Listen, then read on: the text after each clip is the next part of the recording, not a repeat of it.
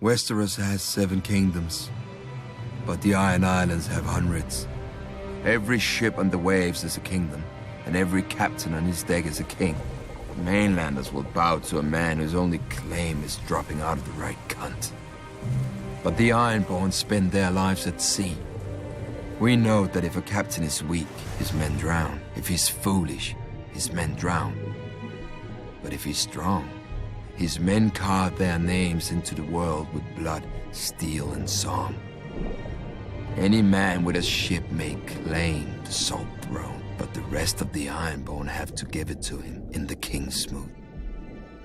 Our priest claimed the first king of the Iron Islands was the Grey King, who ruled over the sea itself in the dawn of days. He took a mermaid to wife and stole fire from the storm god, and carved the first ship from a demon tree that fed on human flesh. When he died, his 100 sons slaughtered each other until only 16 remained. Since none could overpower the rest in battle, they came together and chose the strongest to be their king. And so began the tradition of the Kingsmoot. A good story for children who don't know that grey is what men become after their strength has fled, or that brothers do not easily submit. Over the centuries, the Kingsmoot has raised the greatest of the Ironborn. Corrid Horror, whose word was law whenever men could smell the salt air or hear the crash of waves. He sacked Old Town and defeated the River King, taking 3 young sons as hostages. When their father's tribute was late, Corrid cut out their hearts with his own hand. When the father marched for vengeance, Corrid smashed his army and gave this River King to the drowned god. Harwin Horror, born to a king who had a fleet he didn't sail and swords he didn't blood. As an unruly and worthless youngest son, Harwin was sent away to the east to vanish, and so he did. But when his father died, Harwin returned to the Iron Islands for the Kingsmoot.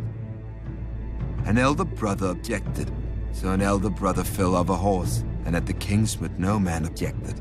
Harwin launched his father's ships for Westeros and took 10 times the Iron Islands from its weak lords, who never expected to face an Ironborn king as skilled on land as at sea. For Harwin had reaved with Eastern pirates and served with Eastern sellswords and learned more of war than the Ironborn could imagine. After Aegon and his dragons burned our last king, Harren the Black, and broke our armies, the defeated Ironborn chose my ancestor, Rickon Greyjoy, as Lord of the Iron Islands, not king. For centuries after, the Kingsmoot was a joke that the Ironborn didn't get. When a Lord Greyjoy died, the captains would meet and choose his eldest son to succeed him. Of course, they argued over it just long enough to show they weren't now like the very mainlanders they despised. Once more, we have a true king, my own brother Balon, who had the balls to seize the driftwood crown, but not the brains to hold it.